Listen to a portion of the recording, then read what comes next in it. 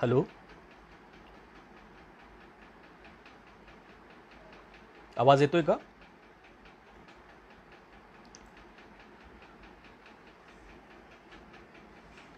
Hello hello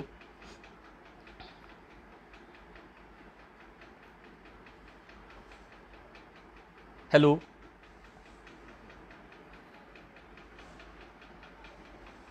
hello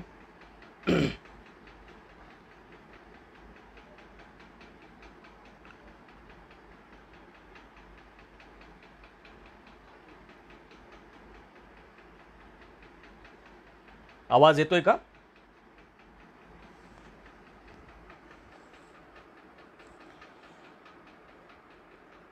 hello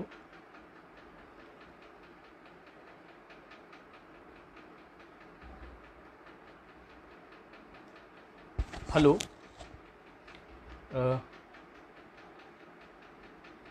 आवाज येतोय sir?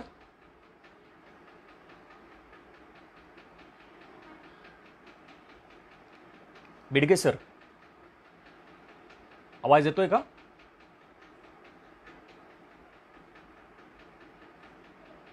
Hello. Okay. हम्म.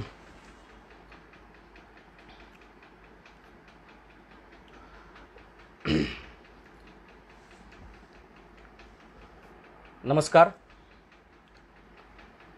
मी जयेश निरफळ.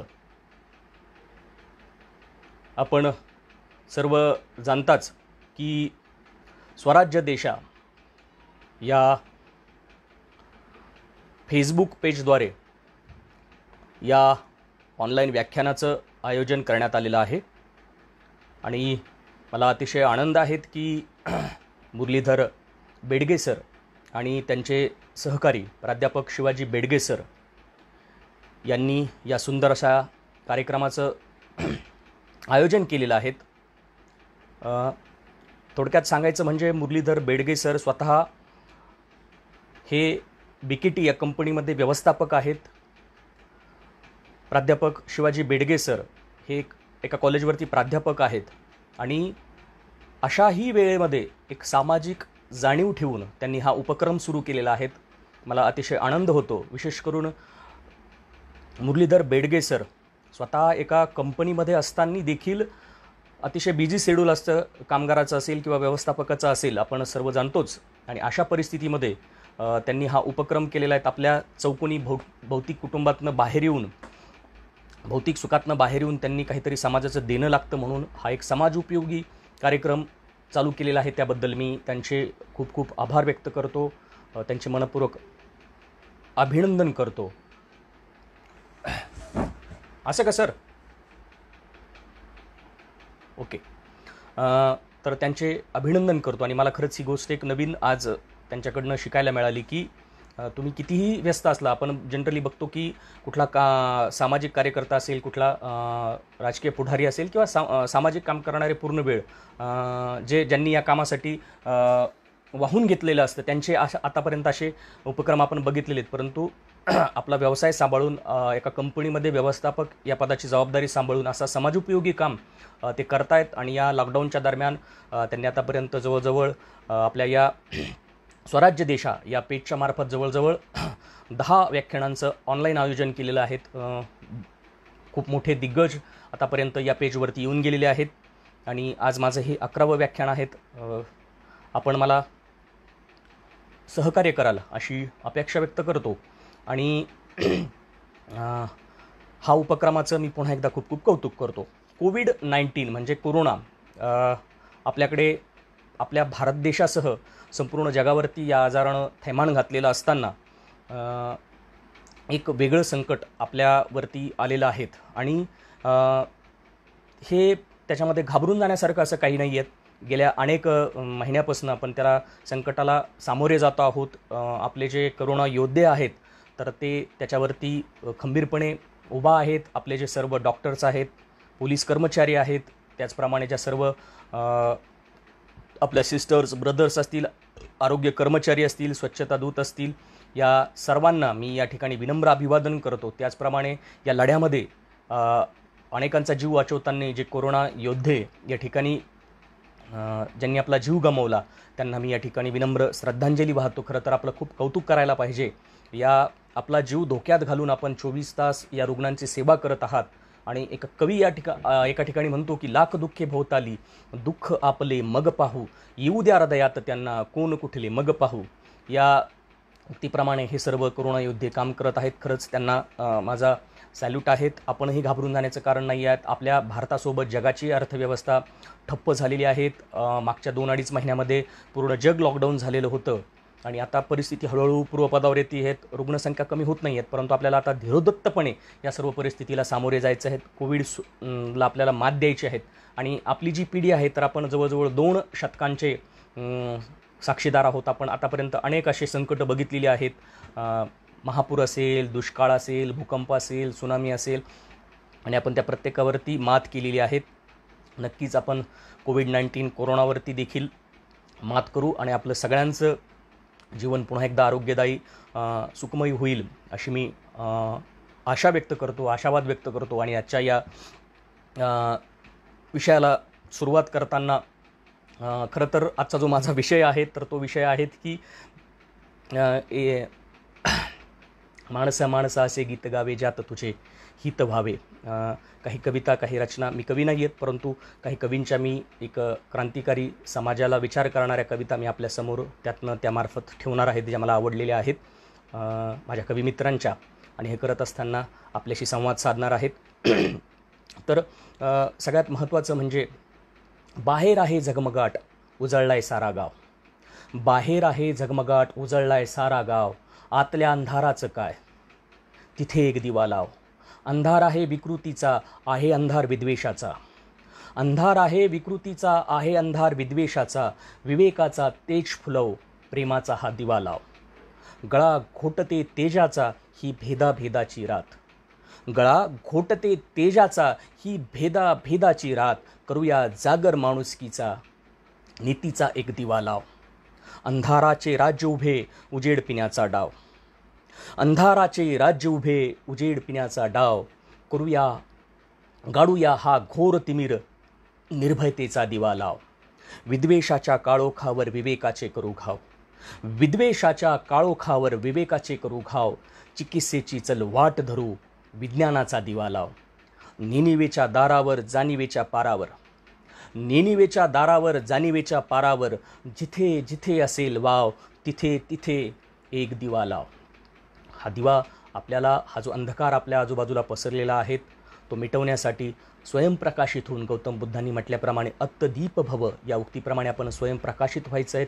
इतरांनाही प्रकाशमान करायचं आहे. स्वयंप्रकाशित होणं म्हणजे स्वतः सगळ्या गुणांनी संपन्न होऊन त्याचा आपल्या घराला, आपल्या समाजाला, आपल्या गावाला, आपल्या तालुक्याला आणि पर्यायाने आपल्या देशाला त्याचा फायदा झाला पाहिजे असा त्याचा अर्थ आहे. निसर्ग, ज्या निसर्गाला मानवाच्या अस्तित्वाने अर्थ प्राप्त झाला, त्या निसर्गामधील मानव हा सजीवांपैकी सगळ्यात हुशार बुद्धिमान प्राणी आहेत आणि आपल्या बुद्धीचा आपण जास्तीत जास्त उपयोग समाज कल्याणासाठी केला पाहिजे असा विचार मला वाटतं महत्त्वाचा आहे.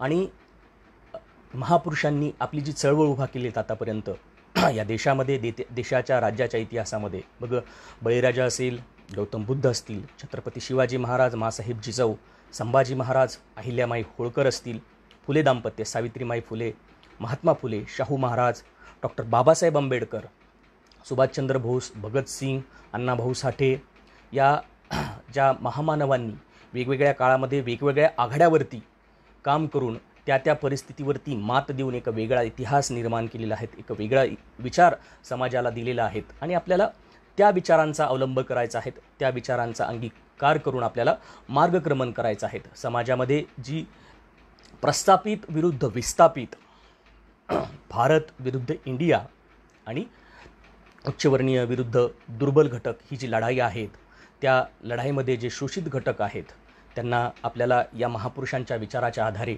बाहेर काढायचं आहे. हे सगळ्यात महत्त्वाचं आणि मोठं आव्हान माझ्या दृष्टिकोनातून आजच्या तरुण पिढीसमोर, आजच्या समाजासमोर आहे.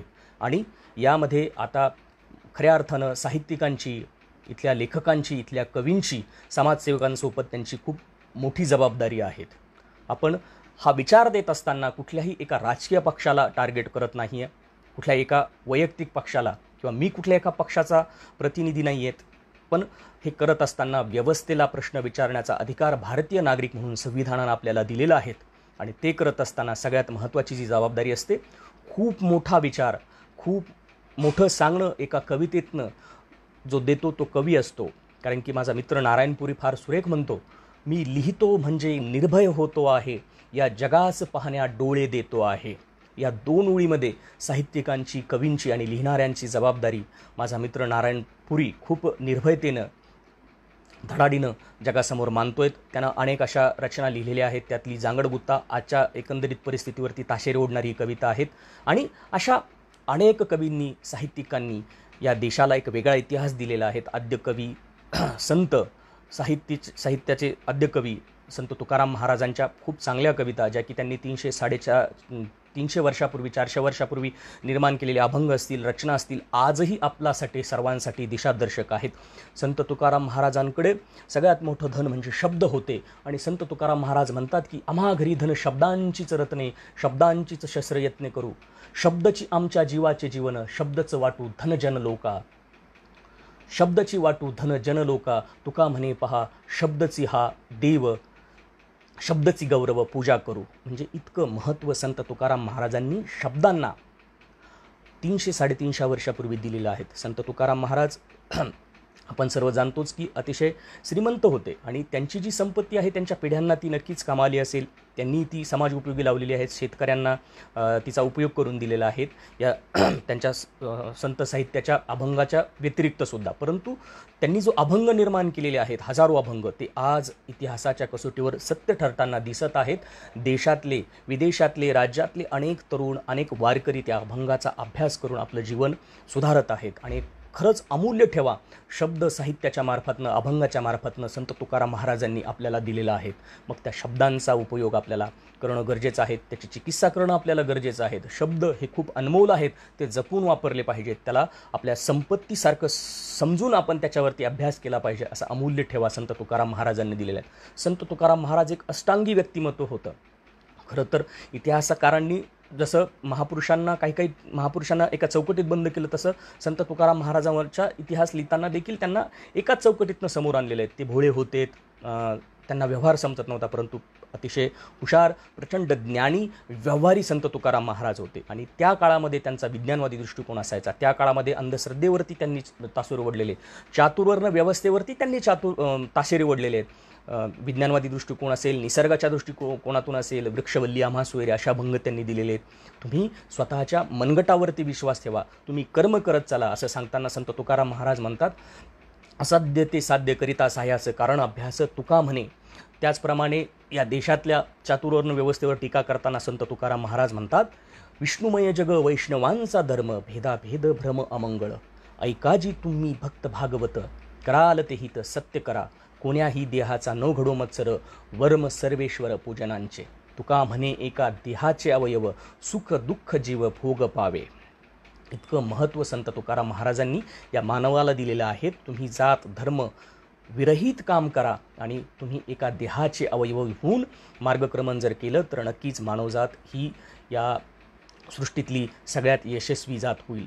असं सांगताना संत तुकाराम महाराजांनी धर्म जात विरहित संदेश आपल्या समाजाला दिलेला आहे. आणि तो जर आपण नक्कीच आजच्या परिस्थितीमध्ये अंगीकृत केला तर नक्कीच खूप कल्याण मानवजातीचं होईल असं मला वाटतं. आणि याच धर्तीवरती, या जबाबदारीतनं सर्व साहित्यिकांची ती जबाबदारी आहे. ती मी सांगितल्याप्रमाणे, खरं तर मी पुन्हा एकदा सांगतो की मी कवी नाही आहेत, परंतु की ही जी विषमता आहेत निर्माण झालेली, ती आपल्याला आता यातनं दूर करायची आहेत. मला थोडंसं समोर बघताना डिस्टर्ब होतं, म्हणून मी थोडंसं, माझीच प्रतिमा मला फेसबुकला दिसतेत म्हणून मी थोडंसं आजूबाजूला बघतोय, तर थोडंसं माफी असावी. स्वतःची प्रतिमा दिसत असल्यामुळे मला बोलताना थोडंसं डिस्टर्ब होतं आहे, म्हणून मी जे कॅमेरा आहे त्याच्यावरती बघणं टाळतोय. तर ही जी जबाबदारी आहेत तर ती आपल्याला पार पाडायची आहेत. ही जी व्यवस्थेनं इथल्या जो दरी निर्माण केलेली आहे, प्रस्थापित विरुद्ध विस्थापित असेल, इथला भारत विरुद्ध इंडिया असेल, तर ही दरी आपल्याला मिटवायची आहेत आणि त्यासाठी इथल्या साहित्यिकांची खूप मोठी जबाबदारी आपल्यावरती त्यांच्या खांद्यावरती आहेत आणि यात निर्भीडपणे अनेक साहित्यिकांनी आपली मतं नोंदवलेली आहेत.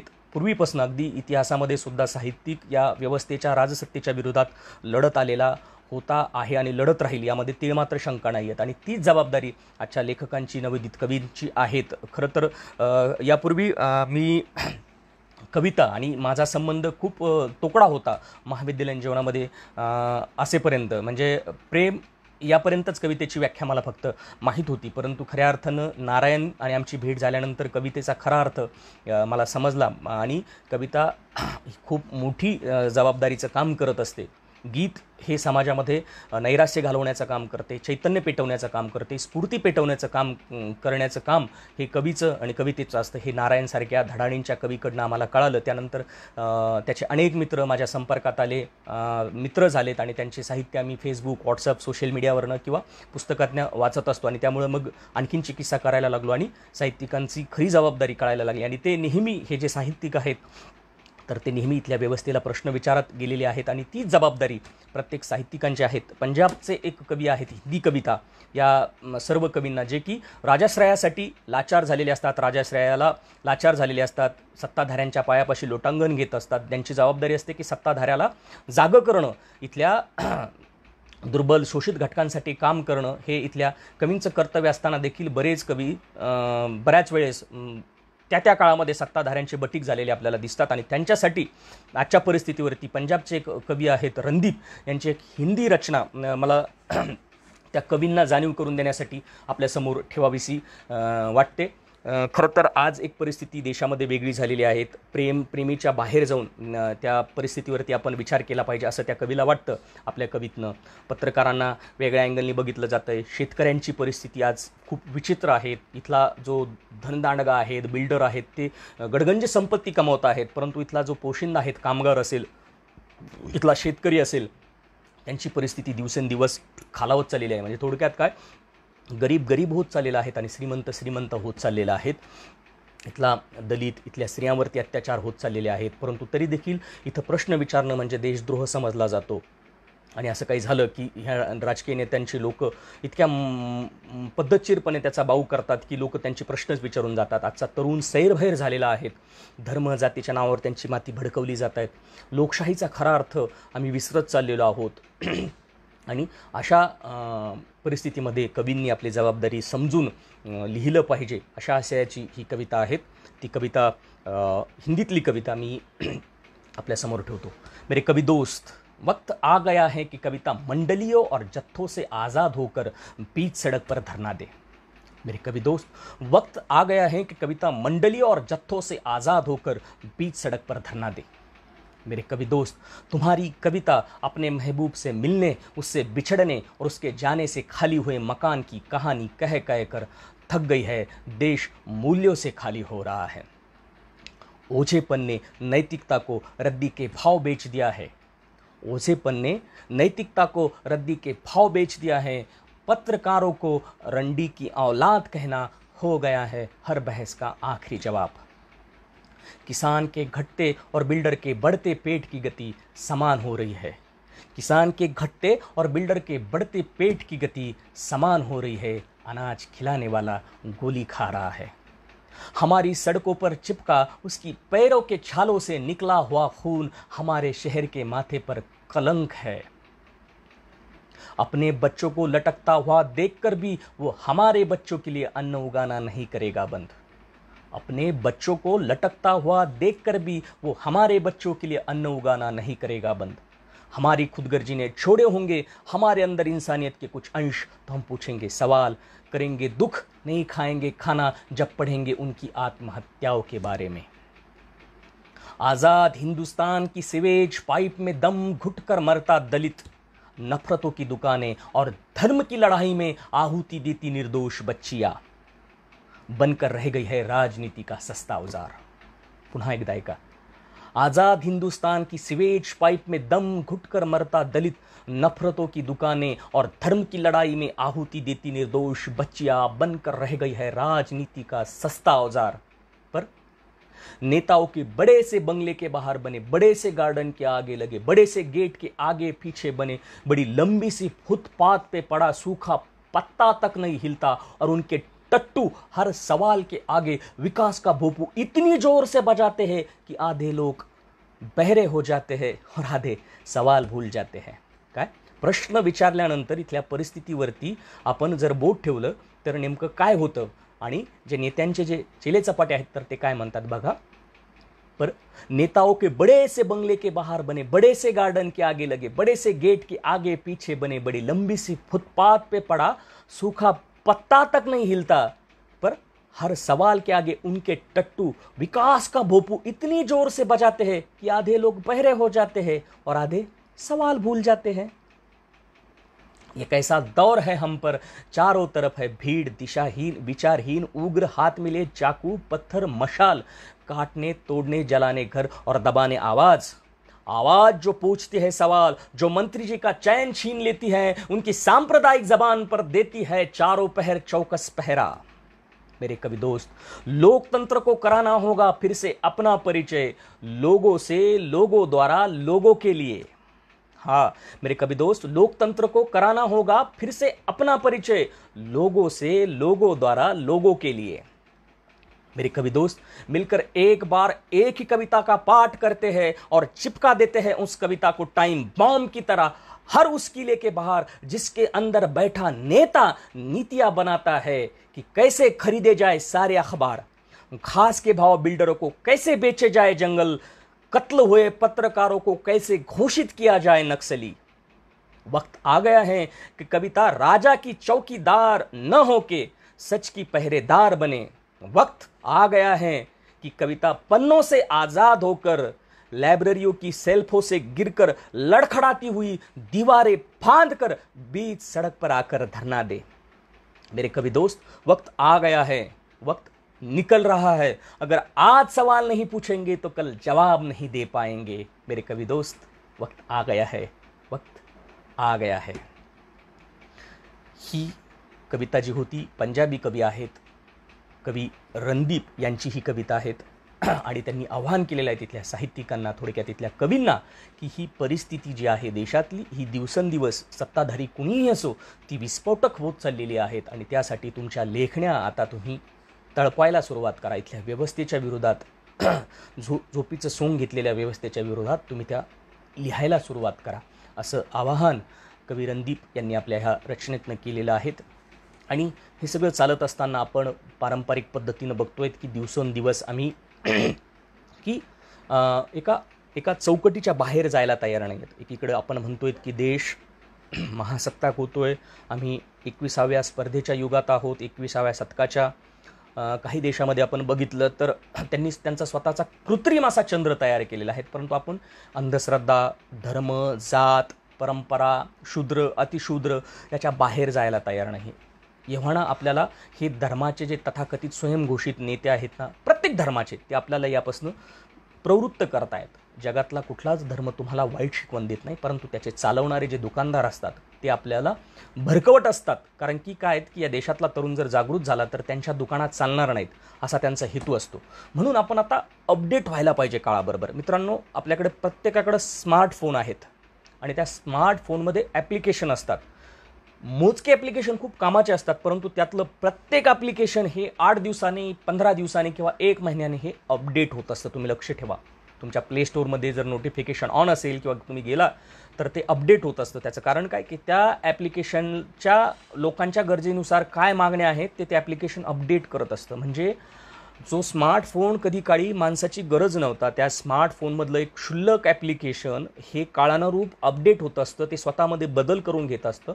तर सृष्टीमधला सगळ्यात हुशार, सगळ्यात महत्त्वाचा प्राणी जर कोणी असेल तर तो माणूस आहे। मग आपण काळानुरूप बदलायला का नाही पाहिजे? अनिष्ट चाली, रूढी, परंपरा आपण आता मागे टाकल्या पाहिजेत. मला आनंद होतो एका अर्थाने, मी कोरोनाचे आभार व्यक्त करेल की आपल्याकडे सध्या कोरोनामुळे शासनानं एक निर्बंध घालून दिलेले आहेत प्रत्येक गोष्टीवरती. त्यातली महत्त्वाची गोष्ट आहे की लग्न सराई चालू आहेत आपल्याकडे, आणि आपण बघतोय की लग्नामध्ये मोजक्याच लोकांना बोलवलं जातं. एव्हाना बोलूनसुद्धा बरीच लोक आता कोरोनाच्या भीतीनं जात नाही आहे. असा जर सरकारने फतवा काढला असता, आदेश काढला असता, तर अनेक स्तरातनं वेगवेगळ्या धर्मातनं टीका झाल्या असत्या. तुम्ही आमच्या व्यक्ती स्वातंत्र्यावरती गदा आणतायत, आमच्या धर्मावरती तुम्ही बंधनं लादतायत. परंतु कोरोनामुळे आपल्याला एक आदर्श, एक नवीन सीख मिळालेली आहेत आणि आपण ती अंमलात आणली पाहिजे की लग्न कार्य हा जरी मानवाच्या आयुष्याचा अविभाज्य घटक असला, परंतु तो किती मर्यादित करायला पाहिजे, त्याच्यावरचा ओहापोह, त्याच्यावरचा अवास्तव खर्च किती कमी ठेवायला पाहिजे, ही आपण शीक आता स्वतःला घालून घेतला पाहिजे. आदर्श आपण बघतोय, मराठवाडा असेल, महाराष्ट्र असेल किंवा राज्यातल्या देशातल्या प्रत्येक राज्यामध्ये केवळ लग्नाच्या कर्जबाजारीपणामुळे अनेक कामगारांनी, अनेक शेतकऱ्यांनी किंवा लग्नाच्या भीतीमुळे मुलींच्या उपवर झालेल्या, लग्नासाठी आलेल्या मुलींच्या लग्नाच्या टेन्शनमुळे अनेक लोकांनी आत्महत्या केल्याची उदाहरणं आहेत. मग आता आपण यातनं शिकवण घेतली पाहिजे की खरंच लग्न हे कमी लोकांमध्ये सुद्धा खूप चांगल्या पद्धतीने होतात. आपल्याला जर इच्छा असेल ज्यांना खर्च करण्याची, तर ते तुम्ही सामाजिक काम करू शकता कुठलं तरी. आजही आपण बघतोय की अनेक लोक सामाजिक दायित्व म्हणून बऱ्याच ठिकाणी सरकारला, केंद्र शासनाला हे आपण देणग्या देत आहोत. तर तुम्ही आता त्या काळानुरूप आपण आपल्या स्वतःमध्ये, हे कोविडनं आपल्याला संधी दिलेली आहेत आणि हीच परंपरा आपण, मला असं वाटतं की चालू ठेवावी. खूप मोठी अपेक्षा मी समाजाकडनं व्यक्त करतोय, पण मला आशा आहेत, सकारात्मक विचार जर केला तर नक्कीच आपण या कसोटीवरती खरं ठरू असं मला वाटतं. आणि ह्याच्या संस्कृतीच्या ज्या बिगडी चौकट आहेत त्यातनं थोडंसं बाहेर यायला शिकू. ज्या काही गरजेच्या गोष्टी आहेत त्या केल्याच पाहिजे. आपल्याकडं संस्कृतीची एक वेगळी भीती आपल्याला घालून दिली, संस्कृतीचं रक्षण केलं पाहिजे, संस्कृती आपल्यासाठी खूप मोलाची आहेत, अशा गोष्टी सांगितल्या. नक्कीच आपली संस्कृती महान आहेत, परंतु मानवी उत्कर्ष होत असताना काही काही गोष्टी बाहेर टाकल्या पाहिजे. बीडचे कवी, मला नाव आठवत नाही, जळमटांना जुन्या जाळले पाहिजे, घर नव्याने पुन्हा बांधली पाहिजे, असं ते म्हणतात. म्हणजे काळानुरूप आपण बदललं पाहिजे. आणि नेमकं संस्कृती म्हणजे काय? बेगडे सरही विवेकानंद महाविद्यालयाचे विद्यार्थी आहेत. आमचं फोनवरती बोलताना संभाषण झालं. त्यांनी विचारलं की महालिंगे सरांना तुम्ही ओळखता का? तर म्हटलं हो. आणि तेही कॉलेजचे विद्यार्थी होते आणि त्यांनी मला आत्ता सांगितलं की मी कॉलेजमध्ये सगळ्यात जास्त गर्दी महालिंगे सरांच्या लेक्चरला असायची. आम्ही तिथे बसायचो आणि खूप लोकप्रिय असे प्राध्यापक होते. नक्कीच. आणि त्याच सरांच्या तालमीत आम्ही नाटकाचे धडे घेतलेले आहेत. आणि सरांचं जे निर्मिती आहे, एकांकिका असतील, नाटकं असतील, तर ती काळाच्या कसोटीवरती कधीही खरी ठरतात. म्हणजे अक्षरशः 20-25 वर्षापूर्वीची सरांची नाटकं काढली तर ती आजच्या परिस्थितीला लागू पडतात. आणि मग संस्कृतीची व्याख्या करताना आपल्याकडे एक समज झालेला आहे की संस्कृती, आपली संस्कृतीचं रक्षण, डोंगर, नद्या, उंच सुळके, हे म्हणजे संस्कृती नाही. संस्कृतीचं ते लक्षण नाही. संस्कृती सरांनी साधी सरळ सोपी व्याख्या केलेली आहे. संस्कृती म्हणजे माणसाचं शाश्वत वर्तन, माणसाचं ओतप्रोत भरलेलं नैतिक आचरण, माणसांनी माणसाशी माणसाप्रमाणे वागावं, असं सांगताना मला असं वाटतं, माझं वैयक्तिक मत आहे की संस्कृतीची व्याख्या करताना संस्कृती म्हणजे काय असं जर विचारलं मला, तर मी थोडक्यात सांगेल की आपलं आपण खाणं ही झाली कृती, आपलं आपण खाणं ही झाली कृती, दुसऱ्याचं हिरवून खाणं ही झाली विकृती, पण स्वतः भुकेलं असताना इतरांना खाऊ घालणं ही झाली संस्कृती. आणि ह्या संस्कृतीची सध्या गरज आहे. ह्या संस्कृतीचं आपल्याला रक्षण करायचं आहे, ह्या संस्कृतीला आपल्याला वृद्धिंगत करायचं आहे, ह्या संस्कृतीची जाणीव आपल्याला येणाऱ्या पिढ्यांसाठी आपल्याला घालून द्यायची आहेत असं मला वाटतं.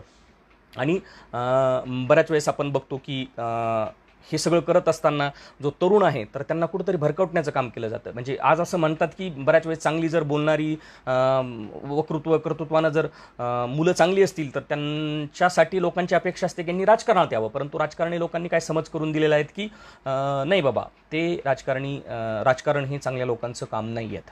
हे एक आपल्या समोर एक विचित्र चित्र आणि वेगळं चित्र. त्यांची मुलं येतात राजकारणामध्ये. एक किस्सा सगळ्यांना माहिती आहे की एक मुलगा म्हणतो, बाबा मला राजकारणामध्ये यायचं आहे तुमच्यासारखं. मग त्याचे वडील म्हणतात, राजकारणात यायचं आहे ना, बरं ठीक आहे. मग त्याला असं वर पाठवतात आणि त्याला म्हणतात मार उडी तिथून. तर मी पडन ना बाबा, माझा हातपाय मोडन ना. आणि अरे मी आहे ना, काळजी कशाला करतो तो. आणि मग तो मुलगा उडी मारतो आणि बाप त्याला झेलत नाहीत. मग तो पडतो, हातपाय मोडतो. म्हणजे बाबा तुम्ही तर मला झेलणार होते. मी तुला सांगतो, राजकारणातला पहिला महत्त्वाचा मुद्दा, पहिलं ध्यानात ठेवायचं तर सख्या बापावर सुद्धा विश्वास ठेवायचा नाही. ही जर आजची परिस्थिती असेल राजकारणाची, तर नवीन पिढी चांगल्या कामामध्ये कशी पुढे येईल? म्हणजे जर थोडंसं बोलणं विचित्र वाटेल, मग त्यांनी असं विचारायचं की विश्वास ठेवायचा नाही म्हटल्यावर बापान जर त्याला सांगितलं की मी तुझा बाप आहे, मग याच्यावर पण विश्वास ठेवायचा नाही का त्यांनी मुलांनी. तर हे कुठंतरी चुकीचा मेसेज मला असं वाटतं की आजच्या समाजामध्ये जातोय आणि त्याला आपल्याला त्याच्यापासून या समाजाला आपल्याला प्रवृत्त करायचं आहे. चांगली पिढी पुढे आली पाहिजेत. मानवाच्या कल्याणाच्या दृष्टिकोनातून काम करताना आपल्याला जे तळागाळातली लोकं आहेत तर त्यांचा उद्धार कशा पद्धतीनं करता येईल आपल्याला, याचा विचार आपल्याला करता आला पाहिजे. तर सगळ्यात महत्त्वाचं काय की आजच्या परिस्थितीमध्ये आपण बऱ्याच वेळेस म्हणतो की मग आपल्याला स्वातंत्र्य मिळालेलं आहे, तर मग आता काय गरज आहेत या सगळ्या गोष्टीची. पण काय आहेत की मी सुरुवातीला म्हटल्याप्रमाणे ही जी दरी आहेत तर ही दिवसेंदिवस भारत आणि इंडिया यांच्यातली जी वाढत चाललेली आहेत, श्रीमंत गरीब भारत इंडिया, आणि ही दिवसेंदिवस वाढत चाललेली आहेत. या जगामध्ये जो पैसा आहे, पूर्ण एकंदरीत जी संपत्ती आहे, त्यातली जी संपत्ती आहे 95% संपत्ती ही 5% लोकांकडे आहेत आणि उरलेली 5% संपत्ती ही 95% लोकांकडे आहेत. म्हणजे दिवसेंदिवस ही दरी वाढत चाललेली आहेत आणि आपल्या देशाचंही यापेक्षा काही वेगळं चित्र नाही आहेत. सरांच्याच एकांकिकेतलं मला असं वाटतं 12 वर्षापूर्वीचा एक संवाद आहे की स्वातंत्र्य म्हणजे नेमकं काय. तर या देशातल्या मूठभर धनिकांना, व्यावसायिकांना सोन्यासारखे दिवस पाहायला मिळाले म्हणजे स्वातंत्र्य, असा अर्थ होतो का स्वातंत्र्याचा. तर 26 जानेवारी 15 ऑगस्टला देशाला उद्देशून केलेल्या भाषणातूनच फक्त स्वातंत्र्याचं गाजर दाखवलं जातं आपल्या देशातल्या लोकांना. मूठभर लोकांना सोन्यासारखे दिवस पाहायला मिळाले म्हणजे सबंध देशाला स्वातंत्र्य मिळालं, असा अर्थ होतो का स्वातंत्र्याचा. या देशातून इंग्रज गेले आणि बोटावर मोजता येतील एवढे लोक त्यांच्या गादीचे वारसदार झाले. ह्यामुळे एका अर्थाने देशाला स्वातंत्र्यच मिळालं म्हणा. त्यांना चुरून खाण्याचं, देशाला चुरून खाण्याचं 1000-2000 करोड खाल्ल्याशिवाय तर या इंडियातल्या लोकांना ढेकरच येत नाही. या देशात एका बाजूला एका वेळच्या भाकरीची भ्रांत, तर दुसऱ्या बाजूला 100 पिढ्या ऐश करून जरी जगले तरी पैशांची दादाद नाही. या देशात इंडियातली लोक सर्वसामान्य भारतीयांचं शोषण करून करलो दुनिया मुठ्ठी में म्हणून जगत असतात, तर दुसऱ्या बाजूला सर्वसामान्य भारतीय मात्र सारे जहाँ से अच्छा हिंदुस्तान हमारा असं पोट दाबून म्हणत जगत असतात. ही वस्तुस्थिती आहेत. आणि मागे काही दिवसापूर्वी नियोजन मंडळ एक नियुक्त केलं होतं भारताचं, आणि त्यांनी असा जावई शोध लावला होता की या देशातल्या भारतीयांना एका दिवसाला जगण्यासाठी 26 रुपये मात्र पुरेसे आहेत. आणि खरं तर ही थट्टा, ही रॅगिंग आहे भारतीयांची. इंडियातल्या लोकांच्या कुत्र्याचा डॉग फूडचा आणि शॅम्पूचा खर्च हा शेकडोमध्ये असतो. ही खरंच रॅगिंग आहेत. आणि हे विदारक सत्य महालिंगे सरांनी आपल्या स्वातंत्र्याचा दुसरा कुठला पहिलाच लढा या एकांकिकेमध्ये मांडलं होतं. आणि ती ही वस्तुस्थिती आजही तशीच आहेत. मी माझ्या मागच्या व्याख्यानामध्येही सांगितलं होतं ऑनलाईन की देशानं आज जर कोरोनासारखी परिस्थिती नसते तर मोठ्या जबाबदारीपूर्वक म्हणतोय मी की आपल्या देशाला महासत्ता म्हणून घोषित करून मोकळा झाला असता. परंतु कोरोनाने भारताच्या ज्या काही दुबळ्या बाजू आहेत त्या समोर आल्यात. या देशातला जो शेतकरी आहेत, या देशातला जो कामगार आहेत, तो आजही उपेक्षित आहेत. आपण बघतो लॉकडाऊन झाल्यानंतर अनेक कामगार हे पायी चालत आपल्या गावाकडे गेले. त्यांना जाण्यासाठी पुरेशी साधनं नव्हती आणि यामध्ये अपघातामध्ये असतील, चालून असतील, अनेक कामगारांना आपला जीव गमावावा लागला होता. लॉकडाऊनच्या सुरुवातीच्या काळामध्ये कोविडमुळे जेवढी लोकं दगावली नाही तेवढी लोकं प्रवासामध्ये दगावली होती. हे या देशाचं दुर्दैव म्हणावं लागेल. आणि म्हणून या घटकांपर्यंत जोपर्यंत स्वातंत्र्य पोहोचत नाही तोपर्यंत मला असं वाटतं की स्वातंत्र्याचा खरा उपभोग या लोकांना मिळाला पाहिजे. आणि तेव्हा कुठे म्हणता येईल की स्वातंत्र्य आपल्या देशाला मिळालं असं मला वाटतं. कारण की या देशाचा डोलारा खऱ्या अर्थानं शेतकरी आणि कामगारावरती आहेत. आपण बघितलं की मागच्या 2.5-3 महिन्यामध्ये जगाचं अर्थचक्र थांबलेलं असताना देशाला जर कोणी जगवलं असेल तर आपण ऐकलेलं आहे वाक्य पुस्तकामध्ये, जगाचा पोशिंदा म्हणून शेतकऱ्यांकडे आपण बघतो तर ते वाक्य इतिहासाच्या कसोटीवर सत्य ठरताना दिसतंयत.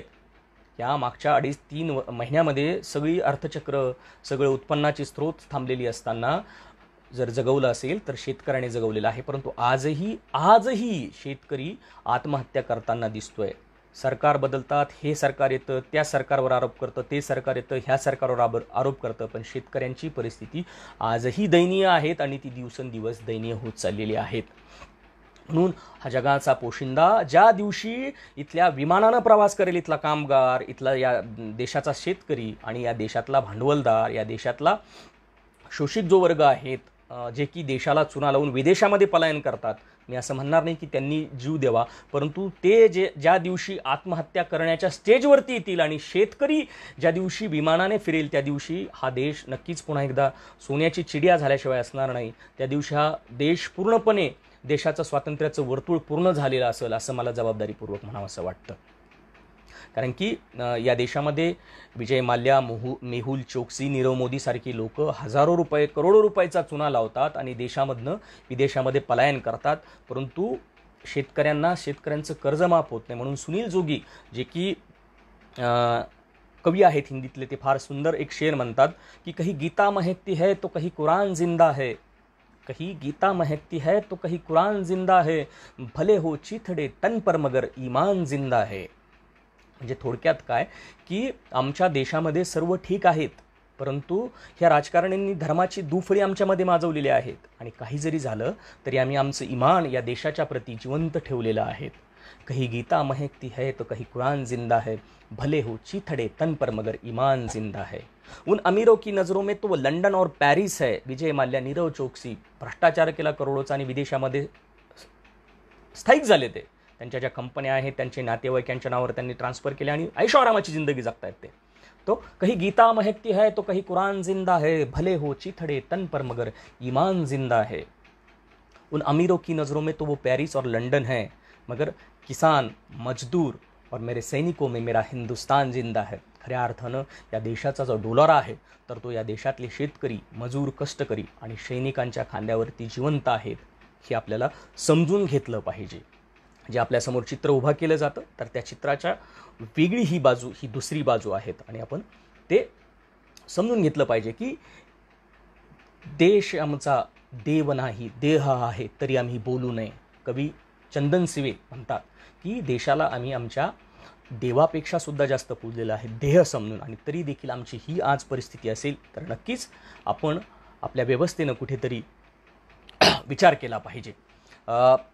मागे सोशल मीडियावरती एक 8 दिवसापूर्वी सोशल मीडिया काय असतं की इन्स्टंट एखादी गोष्ट घडली की सोशल मीडियावरती बरेच नेटिजन्स काही विचार न करता आपला मेंदू बोटामध्ये आणतात आणि टायपायला सुरुवात करतात, कुठलीही घटना असेल. आणि मला असं वाटतं मागच्या काही घटनापासून की आपण विचार करून व्यक्त व्हायला पाहिजे. एखादी घटना घडलीनंतर तिच्या सखोल मुळाशी जोपर्यंत आपल्याला कळत नाही त्याचं खरं कारण, त्याची वस्तुस्थिती ही वेगळी असते, परंतु त्याचं एक चित्र वेगळं रंगवलं जातं आणि आपण व्यक्त व्हायला सुरुवात होतो. तर मागच्या काही एक 8-10 दिवसापूर्वी 2 समाजामध्ये, मराठा आणि बौद्ध समाजामध्ये असंच काही एक थोडंसं विस्फोटक वातावरण तयार झालं होतं आणि मग चिखलफेक वेगवेगळ्या पद्धतीनं ह्या समाजावरती इकडचे नेटिजन्स तिकडचे नेटिजन्स करायचेत. आणि खरं तर ही खरंच एक दुर्दैवाची गोष्ट आहे आपल्या पुरोगामी महाराष्ट्रामध्ये घडणारी. ही खरं तर शिवराय असतील किंवा भीमराय असतील यांच्यावर बोलण्याची आपली लायकी नाही आहेत. खरंच खूप उतुंग असे हे व्यक्तिमत्व आहेत दोन्हीही. आणि असं होत असताना याचं स्वरूप आता सध्या आपल्याकडं कोविडची आचारसंहिता लागू असल्यामुळं, लॉकडाऊनची आचारसंहिता असल्यामुळं कदाचित त्याचा विस्फोट झाला असता, परंतु तसं झालं नाही. खूप सुदैवानं खूप चांगली गोष्ट आहे ती. परंतु जर ती परिस्थिती हाताच्या बाहेर गेली असती तर पुन्हा एकदा भीमा कोरेगावसारखं प्रकरण घडलं असतं. आरोप प्रत्यारोप, हाणामाऱ्या, कुठेतरी दंगली झाल्या असत्यात आणि आजचा तरुण त्याच्यामध्ये भरडला जातो हे आपण बघितलेलं आहे. दंगली करणारे एसीमध्ये बसतात, तिथून चिथावण्या देतात आणि आपला तरुण त्याच्यामध्ये मोठ्या प्रमाणामध्ये भरडला जातो. तर असं व्हायला नको असं मला वाटतं. आणि त्या अनुषंगाने एक कविता माझे सोयगावचे एक कवी आहेत डॉक्टर स्वप्नील चौधरी यांची खूप चांगली कविता आहे, चल दंगल समजून घेऊ या आशयाची, या नावाची ही कविता आहेत. ती या एकंदरीत जे सोशल मीडियावरती जे काही विस्फोटक वातावरण झालं होतं 2 समाजामध्ये, त्या अनुषंगानं ती कविता मला आज आपल्यासमोर ठेवावीशी वाटते. कविता चल दंगल समजून घेऊ. कवी आहेत डॉक्टर स्वप्नील चौधरी, सोयगावचे हे कवी आहेत आणि अतिशय चांगली कविता आहेत त्यांचीही. चल दंगल समजून घेऊ. आदेश आले, अफवा आल्या, रंगीबेरंगी झेंडे आले. आदेश आले, अफवा आल्या, रंगीबेरंगी झेंडे आले. दगडासोबत धोंडे आले, कळपा कळपानं गेंडे आलेत. आदेश आले, अफवा आल्या, रंगीबेरंगी झेंडे आले. दगडासोबत धोंडे आले, कळपा कळपानं गेंडे आलेत. धर्मासाठी कडवे आले, मतासाठी भडवे आले. धर्मासाठी कडवे आले, मतासाठी भडवे आले. हलक्या मेंदूचे पेटून उठले. गाड्या फुटल्या, काचा तुटल्या, यात माणसांचं मरण झालं. हलक्या मेंदूचे पेटून उठले, गाड्या फुटल्या, काचा तुटल्या, यात माणसांचं मरण झालं, ब्रेकिंग न्यूजला कारण झालं, पत्रकार घटनेच्या खोलात गेले, घटनास्थळीचे जेलात गेले. त्यांचं जामीन द्यायला आलं कोण? धर्मावाले की झेंड्यावाले? आले ते फक्त आई, बाप आणि भाऊ. चल दंगल समजून घेऊ, खरं खोटं तपासून पाहू. हे जे काल झालं त्यात फक्त गरिबाचं हाल झालं. हे जे काल दंगलीत झालं त्यात फक्त गरिबाचं हाल झालं. दाखल केस, दाखल शिक्षा, मग कशाचं कॉलेज आणि कशाची परीक्षा.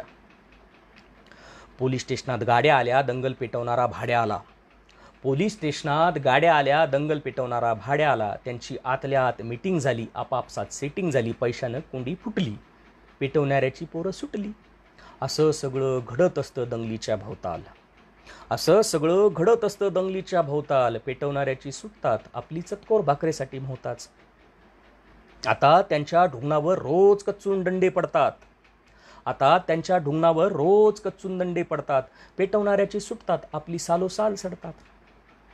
अरे कधी कधी कधी कधी सांगा सुधारणार आपली लोक. अरे कधी कधी कधी कधी सांगा सुधारणार आपली लोक. कधी येणार आपल्या धडावरती आपलं डोकं. थोडं तरी समजून घ्या, महापुरुष उमजून घ्या. अरे थोडं तरी समजून घ्या, महापुरुष उमजून घ्या. तो किडे तुम्हाला पेटवतो, तो किडे खोटं नाटं सांगून तुम्हाला पेटवतो आणि 1-2 बोटं दंगलीमध्ये पाठवतो. तुमच्या विचारांची छाटणी करतात, शिवराय भीमराय वाटणी करतात. फार महत्त्वाचं आहे, तुमच्या विचारांची छाटणी करतात, शिवराय भीमराय वाटणी करतात. पण आम्हीच साले भिकार चोट विसरून जातो भूक पोट. पण आम्हीच साले भिकार चोट विसरून जातो भूक पोट. त्यांचा ऐकतो, फुकटच फसतो आणि दंगलीमध्ये घुसतो. वाचण्यापासून दूर ठेवून ते नाचण्यामध्ये अडकवतात. काय? वाचण्यापासून दूर ठेवून ते नाचण्यामध्ये अडकवतात. सहारंगपूर, गोधराकांड आणि भीमा कोरेगावही तेच घडवतात. आता दंगलीत पडणं आम्ही थांबवलं पाहिजे. आता दंगलीत पडणं आम्ही थांबलं पाहिजे. जातीपातीला गाडलं पाहिजे आणि दंगल पेटवणाऱ्याला आधी जोडलं पाहिजे. शिवराय आपलेच, भीमराय आपलेच, आपण सारे भाऊ भाऊ. शिवराय आपलेच, भीमराय आपलेच, आपण सारे भाऊ भाऊ. चल भारतीय नागरिक होऊ, संविधानाचं गाणं गाऊ आणि अत्तदीप भव, सूत्र त्या तथागताचं समजून घेऊ. खरं तर हे सूत्र आपण समजून घेतलं, महापुरुषांचे विचार खऱ्या अर्थाने आपण जर आत्मसात केले, तर ही जी दुही समाजामध्ये वेळोवेळी समाजकंटक निर्माण करत असतात, तर ती दुही निर्माण होण्याचा वेळ आपल्यावर येणार नाही, असं मला ठाम आत्मविश्वास आहे. आणि म्हणून आजच्या तरुणांनी, आता जसं मी सुरुवातीपासून सांगत आलेलो आहे की सध्याच्या परिस्थितीबरोबर आपण स्वतःला मोड करून घेतलं पाहिजे. आपलं सध्याचे शस्त्र आपल्या हातात घेतले पाहिजे. लेखणी, वाचन आणि आपलं मन, मस्तक, मेंदू एकदा सशक्त झालं ना, तर नक्कीच आपण कुठल्याच परिस्थितीमध्ये कोणासमोर गुडघे टेकणार नाही. मन म्हणजे आपण खंबीर झालं पाहिजे. बुद्धी आपली वाचनाने प्रगल्भ झाली पाहिजे, लिखाणाने. आणि आपलं मनगट म्हणजे सध्याच्या या एकंदरीत दूषित वातावरणामध्ये आपलं आरोग्य सुदृढ राहिलं पाहिजे, व्यायाम केला पाहिजे आपण. आणि ह्या सगळ्या गोष्टी एकदा का जुळून आल्या की आजचा तरुण कधीच कुठल्याच गोष्टीला कमी पडणार नाही, असा मला ठाम आत्मविश्वास आहे. आणि लोकांचा विचार करायचा नाही. सगळ्यात महत्त्वाचं म्हणजे एक कथा, एक छोटीशी गोष्ट मला आठवते की एक विद्वान एका राज्यामध्ये राहत होता. अर्थतज्ञाचा खूप मोठा तो अर्थतज्ञ होता तो विद्वान. आणि त्या राजा त्याची मदत घ्यायचा. असंच एकदा राजाचा दरबार लागला होता. राजाने त्या विद्वानाला सगळं काम झाल्यानंतर विचारलं की तुमचा मुलगा थोडासा मला बावळट वाटतो म्हणे. असं डायरेक्ट ते त्याला बोलले. म्हणजे काय झालं, त्याला सोनं आणि चांदी यातलं मौल्यवान काय आहे हे कळत नाही म्हणे. म्हणे असं कसं होईल? हो, त्याला सोनं आणि चांदी यातलं मौल्यवान कळत नाही म्हणे. बरं, मग त्यांची थोडीशी नाचक्की झालीत. दरबारामध्ये लोक त्यांची चर्चा करायला लागलेत. आणि मग ते विद्वान घरी गेले. मुलाला विचारलं, बेटा सोनं आणि चांदी याच्यामध्ये सगळ्यात मौल्यवान किमती काय आहेत? मुलानं क्षणाचाही विलंब न करता सांगितलं की सोनं सगळ्यात मौल्यवान आहेत. बाप आश्चर्यचकित झाले. ते पंडित जे आहे विद्वान ते म्हटले की मग मला राजा असं का बोललात? ते माझ्यावरती हसले. दरबारातली बरीच लोक माझ्यावरती हसलीत. तर मग तो मुलगा म्हणे की मी ज्यावेळेस रोज शाळेत जात असतो त्या वाटेवरती राजा महलाच्या बाहेर बसलेले असतात त्यांच्या काही मित्रांसोबत. आणि ते मला प्रश्न विचारतात. माझ्यासमोर 2 नाणे ठेवतात म्हणे, यातलं चांदी आणि सोन्याचं, आणि यातलं जे मौल्यवान आहे ते तू उचल, असं मला ते नेहमी म्हणतात. आणि मी चांदीचं नाणं उचलतो. मग ते म्हणे तुला माहीत असताना, सोनं मौल्यवान असताना हे तुला माहिती आहे, तरी तू चांदीचं नाणं का उचलतो? मुलानं वडिलाचा हात धरला, मधल्या खोलीत घेऊन गेला. एक पेटी उघडली आणि त्यात दाखवलं की अनेक चांदीची नाणी जमवलेली होती. वडील आश्चर्यचकित झाले. मग तो मुलगा म्हटला, बाबा ज्या दिवशी मी हे सोन्याचं नाणं उचलेल त्या दिवशी हा खेळ बंद होईल आणि त्यांना हसू येतं, ते मजा घेतात, काही हरकत नाही म्हणे. पण ज्या दिवशी मी सोन्याचं नाणं ओळखेल त्या दिवशी हा खेळ बंद होईल आणि म्हणून मी रोज चांदीचं नाणं मौल्यवान समजून उचलतो. थोडक्यात काय, मूर्ख असणं आणि मूर्ख समजणं यामध्ये खूप जमीन आसमानचा फरक असतो आणि आपण एखाद्या संधीची वाट पाहत थांबण्यापेक्षा आलेल्या प्रत्येक संधीचं आपल्याला सोनं करता आलं पाहिजे, तरच आपण आजच्या या स्पर्धेच्या युगामध्ये टिकू शकतो. तरुणांनो, हा माझा ठाम आत्मविश्वास आहे. आपल्याला दूरदृष्टिकोनातून विचार करायचा आहे आणि आपल्याला स्वतः आधी खंबीर व्हायचं आहे, स्वतः आधी परिपूर्ण व्हायचं आहे. आपण ज्यावेळेस स्वतः परिपूर्ण होऊ, आपल्या कुटुंबाला स्वयंपूर्ण करू, आपल्या घरादाराला स्वयंपूर्ण करू, आपल्या समाजाला स्वयंपूर्ण करू, तरच आपण या देशाच्या आणि पर्यायाने एकंदरीत या परिस्थितीला बदलवण्यासाठी आपला हातभार लावू शकतो. आणि तो आत्मविश्वास मला या तरुणांप्रती आहेत. 2 रचना राहिलेल्या आहेत, त्यानंतर आपण या कार्यक्रमाचा समारोपाकडे जाऊत. सगळ्यात महत्त्वाचं की बऱ्याच अंशी आपण चर्चा करत असताना जात आणि धर्म याचा प्रकर्षानं उल्लेख होत गेला आणि ती जरी वस्तुस्थिती आपण नाकारू शकत नाही की ही परिस्थिती आहे, तर उमेश बापू सुतार यांची कविता आहे सिस्टर इंबाई, आणि ती कविता मला त्या कवितेचा चिकित्सा करून ती कविता आपल्यासमोर ठेवावीशी वाटते की जात धर्म हा जो विषाणू आहे आपल्या समाजामध्ये सगळ्यात घातक ठरतो आणि त्याच्या बाहेर जाऊन आपल्याला आता विचार करायला पाहिजे. तर ती कविता आहे सिस्टर इंबाई नावाची, ती आपल्यासमोर ठेवतो. सिस्टर इंबाई, पोलिओ, गवार आणि धनुर्वाताबरोबरच एक थेंब बुद्ध, एक थेंब महावीर, आणि जमलंच तर एक थेंब पैगंबरही द्या माझ्या पोराला. सिस्टर इंबाई, पोलिओ, गवार आणि धनुर्वाताबरोबरच एक थेंब बुद्ध, एक थेंब महावीर, आणि जमलंच तर एक थेंब पैगंबरही द्या माझ्या पोराला, कारण दंगलीच्या हंगामात दिवस गेले मला. बाळणपणाच्या आधीच मी माझ्या आईला बोलले, बाळणपणाच्या आधीच मी माझ्या आईला बोलले, पोराला पांढऱ्या रंगाच्या कपड्यात गुंढाळ, बाकीचा कोणत्याच रंगाचा आता भरोसा नाही आपल्याला, कारण दंगलीच्या हंगामात दिवस गेले मला. जातीच्या नावापेक्षा मातीशी नाळ जोडावी माझ्या पोराची म्हणून, जातीच्या नावापेक्षा मातीशी नाळ जोडावी माझ्या पोराची म्हणून, नामदेवाच्या वाटीतलं तूप, तुकारामाच्या उसाचा रस आणि मौलवीच्या ईदची खीरही पाजली बटाबटा, पण तरीही पोराचं वजन कमीच भरलं माझ्या. बहुतेक वजनाचं कारण भजनच असावं तुकोबाचं. संचारबंदीमुळं कीर्तनं भजनच झाली नाही दंगलीच्या काळात, संचारबंदीमुळं कीर्तनं भजनच झाले नाही दंगलीच्या काळात. 4 ओव्या 4 भारुडं ऐकली असती तर मेंदवाचं वजन वाढलं असतं थोडं. पण सिस्टरिंबाई काळजी करू नका, फुल्यांच्या सावित्रीला सांगितलंय मी, रोज तुझ्या हौदातलं पाणी गरम करून चोळून जात जा माझ्या पोराला. सिस्टरिंबाई काळजी करू नका, फुल्यांच्या सावित्रीला सांगितलंय मी, रोज तुझ्या हौदातलं पाणी गरम करून चोळून जात जा माझ्या पोराला, कारण दंगलीच्या हंगामात दिवस गेले मला. धर्मा बिर्माचा विषाणू डसूच नाही म्हणून हल्ली न चुकता सकाळचं पसायदान, दुपारचं दास कॅपिटल, आणि लईच रडलं पोरगं संविधानाचं पान देते मी चघळाला. धर्मा बिर्माचा विषाणू डसूच नाही म्हणून हल्ली न चुकता सकाळचं पसायदान, दुपारचं दास कॅपिटल, आणि लईच रडलं पोरगं संविधानाचं पान देते मी चघळायला, कारण दंगलीच्या हंगामात दिवस गेले मला. जातीची गटारं तुंबायला लागली की तापाची साथच येते आमच्या वस्तीत, जातीची गटारं तुंबायला लागली की तापाची साथच येते आमच्या वस्तीत, तवा कपाळावर पट्टीच ठेवते मी चवदार तळ्याच्या पाण्यात बुडून. जातीची गटारं तुंबायला लागली की तापाची साथच येते आमच्या वस्तीत, तवा कपाळावर पट्टीच ठेवते मी चवदार तळ्याच्या पाण्यात बुडून. सिस्टरिंबाई पोराच्या कपाळावर हात ठेवून सांगते, सिस्टरिंबाई पोराच्या कपाळावर हात ठेवून सांगते, गरोदरपणापरी जातीच्या काळात लई वाईट बघा, गरोदरपणापरी लई वाईट बघा.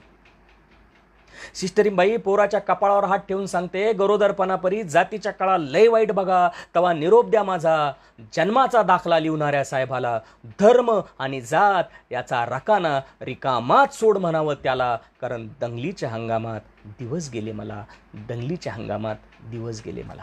ही आपल्या समाजाची वस्तुस्थिती आहेत. जात आणि धर्म याच्या पलीकडे जाऊन मला असं वाटतं जगामध्ये एकच जात आहे आणि एकच धर्म आहे, माणूस नावाचा धर्म आणि माणुसकी नावाची जात आपल्याला जपावी लागेल. बाकी इतर कुठले जात धर्म माझ्या दृष्टिकोनातून गौण आहेत आणि तो विचार आपल्याला अंगीकृत करावा लागेल. असा विचार या आपल्या कवितेतनं, सिस्टरिंबाई या कवितेतनं कवी उमेश बापू सुतार यांनी दिला. आणि या व्याख्यानाच्या समारोपाकडे जाताना आजची म्हणजे कालपूर्वीची जी परिस्थिती आहेत आपल्या देशाची, आपण देश म्हणून एकसंध होऊन देशावरती होणारं परकीय आक्रमण आपल्याला थोपवायचं आहेत. राजकीय चिखलफेक काही जरी असली तरी आपल्या देशातल्या सैनिकांचे त्या ठिकाणी जीव गेलेले आहेत आणि त्या सैनिकांकडे बघून आपल्याला विचार करायला पाहिजे की ती सैनिक असतील, या देशातले पोलीस असतील, हे रात्रंदिवस सीमेवरती असेल, राज्यामध्ये असेल, पहारा देतात. आणि म्हणून आपण जे सर्व आहोत, कुठले सण उत्सव असतील, आपले वैयक्तिक कार्यक्रम असतील, लग्न सोहळे असतील, तर ते कार्यक्रम आपण आनंदाने, शांततेत आणि निर्भीडपणे उत्साहामध्ये साजरे करतो. ही खरं तर या सैनिकाची खूप मोठी देण आहेत. आणि एक या सैनिकांप्रती प्रचंड आदर असला पाहिजे. बऱ्याच वेळेस त्याचं राजकारण होतं आणि आत्ताही चीनने भारताचे काही सैनिक मारलेले आहेत. त्यांना मी विनम्र श्रद्धांजली वाहतो. आणि एक धवेंद्र भदौरिया यांची एक रचना आहे. कारगिलचं जे युद्ध झालं होतं त्यावेळेस झालं असं होतं की पाकिस्तानचा एक बंकर उद्ध्वस्त करताना भारतीय सैनिकांना थोडीशी परेशानी होत होती, परंतु भारतातला एक वीर जवान एकटाच कुठलाही विचार न करता वरिष्ठांचे आदेश डावलून त्या बंकरवरती गेला आणि ते बंकर जे होतं 15-20 लोकांचं ते त्यानं उद्ध्वस्त केलं त्या कारगिल युद्धामध्ये. परंतु दुर्दैवानं त्याला आपला देह त्या ठिकाणी ठेवावा लागला. ते सैनिक शहीद झाले आणि शहीद झाल्यानंतर त्यांचं ज्यावेळेस पार्थिव भारतामध्ये आलं, वापस आलं भारतीय सीमेमध्ये, तर त्यावेळेस फक्त धड होतं, जे शीर होतं, त्यांचं जे मुंडकं होतं, तर ते येऊ शकलं नाहीत. ते शत्रूने, दुश्मनाने ते कापून नेलं होतं.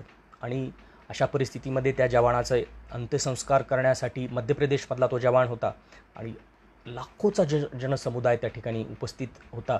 आणि त्यावेळेस धवेंद्र भदौरिया हिंदीतले जे कवी आहेत त्यांना ही रचना सुचलेली आहेत की काय असतं सैनिकांचं जीवन, काय असतं सैनिकांचं आयुष्य. सैनिकांना खरंच कुठलाही सण उत्सव नसतो. त्यांना दिवाळी नसते, त्यांना ईद नसते, त्यांना होळी नसते, त्यांना रक्षाबंधन नसते. आणि त्यांचं फक्त एकच आणि शेवटचं आणि पहिलं प्रेम असतं. ते प्रेम म्हणजे देश आणि देशसेवा.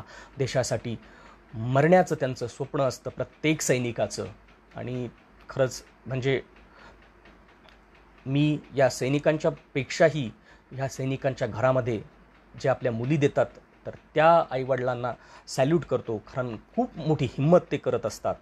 खरंच तर आपल्या पोटी जन्म घातलेले आईबाप, सैनिकाला जन्म घातलेले आईबाप ग्रेटच असतात. परंतु आपली मुलगी ज्या घरामध्ये जाणार आहे तिचा नवरा सैनिक आहेत आणि त्या सैनिकाचं भविष्य काय आहे हे काहीच माहीत नसताना खूप मोठं काळीज करून ते आपल्या मुलीला त्या घरामध्ये देतात. ते देखील खूप महत्त्वाचे असतात. आणि त्या परिस्थितीमध्ये ज्यावेळेस ते धडावेगळं झालेलं शरीर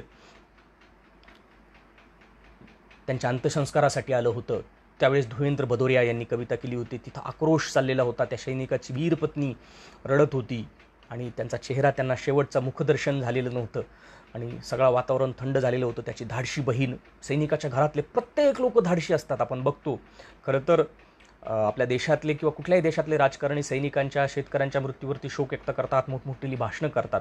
परंतु मला असं म्हणायचं आहे की जर तुम्हाला सैनिकाची खरीच परिस्थिती जाणून घ्यायची असेल तर राजकारणातल्या एक प्रत्येकाच्या घरातला एक माणूस सैन्यामध्ये पाहिजे, तेव्हा खरं दुःख त्यांना समजू शकतं. आतापर्यंत शेतकऱ्यांच्या आणि सैनिकांच्या मृत्यूचं राजकारण ह्या देशातले राजकारणी करत आलेले आहेत. हे खरंच एक दुर्दैव आहेत.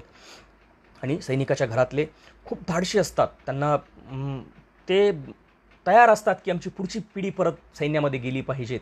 वडील जर सैन्यामध्ये असेल तर मुलगा म्हणतो मला परत सैन्यात जायचं. हे एक वेगळं काळीच, एक वेगळं स्पिरिट असतं. आणि त्या सैनिकाची बहीण आपल्या वहिनीची समजूत घालत असते. त्या बाईचा सक्का भाऊ गेलेला असतो, त्या बाईचा नवरा वारलेला असतो, एका मातेचा मुलगा शहीद झालेला असतो. तिथं ते वातावरण झालेलं असतं. आणि ती ताई आपल्या बहिणीला समजूत घालताना म्हणते की दादी का दुलार भुला, बापू का प्यार भुला, मोतियों की माला मेरी आज तक न लाया है. त्या सैनिकाच्या वाट्याला काहीच आलेलं नसतं आणि तो जाणून बुजून करत नाही. त्याला सगळं माहीत असतं, परंतु त्याला कुठला कधी काय आदेश येईल सांगता येत नाही. आणि म्हणून तो सैनिक तत्पर असतो देशसेवेसाठी नेहमी सदैव. आणि हे सण उत्सव, माया, प्रेम, भाऊ, बहीण, बायको, हे सगळं त्या सैनिकांपुढे गौण असतं. आपण विचाराच्या, कल्पनेच्या पलीकडे जाऊन ते काम करत असतात देशासाठी. आणि ती बहीण म्हणते दादी का दुलार भुला, बापू का प्यार भुला, मोतियों की माला मेरी आज तक न लाया है. दादी का दुलार भुला, बापू का प्यार भुला, मोतियों की माला मेरी आज तक न लाया है. होली के रंग भूला, दीपों के उमंग भूला, राखी का त्योहार बार बार बिसराया है। दादी का दुलार भूला, बापू का प्यार भूला, मोतियों की माला मेरी आज तक न लाया है। होली के रंग भूला, दीपों के उमंग भूला, राखी का त्योहार बार बार बिसराया है। भाभी भाभी मेरा भैया तो जन्म से ही भुलक्कड़ था, जाते समय माता का आशीष लेना भूल गया, आते समय रंथल पर अपना शीश भूल आया है, अपना शीश भूल आया है। चीन आणि भारत यांच्या काल परवा झालेल्या सीमावादाच्या लढाईमध्ये जे भारतीय सैनिक शहीद झाले त्यांना ही कविता, ही रचना धुवेंद्र भदौरिया यांची समर्पित होती। आणि व्याख्यानाचा समारोप करताना असा आशावाद व्यक्त करतो की ही जी परिस्थिती आहेत, माणूस विकेंद्री झालेली जी परिस्थिती आहे, तर ती पुन्हा महापुरुषांचे विचार आचरणात आणून आपल्याला एक असं सृष्टीचं गीत निर्माण करायचं आहे की सृष्टीला अभिमान वाटला पाहिजे की ज्या माणसाला मी केंद्रबिंदू ठेवून या सृष्टीची निर्मिती केली तो माणूस खरंच त्या लायक होता। या अनुषंगानं आपल्याला काम करायचं आहे, कारण की एका ठिकाणी अशा काही ओळी आहेत की आजचा विचार करणारे ही लोक चिल्लर असतात, स्वार्थी असतात, उद्याचा विचार करणारी लोक सामान्य असतात, परंतु इतिहासावरती नजर ठेवून भविष्याचा विचार करणारी, अनेक पिढ्यांचा विचार करणारी, अनेक शतकांचा विचार करणारी लोक इतिहासामध्ये आपली नोंद इतिहासाला घ्यायला लावतात। आणि ती तरुण पिढी आज आपल्याला उभा करायची आहेत असा आशावाद या निमित्तानं व्यक्त करतो।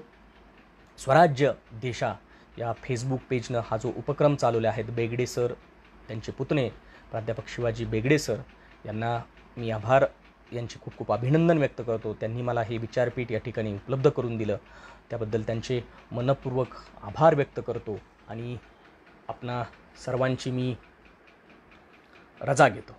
धन्यवाद। जय जिजाऊ, जय शिवराय।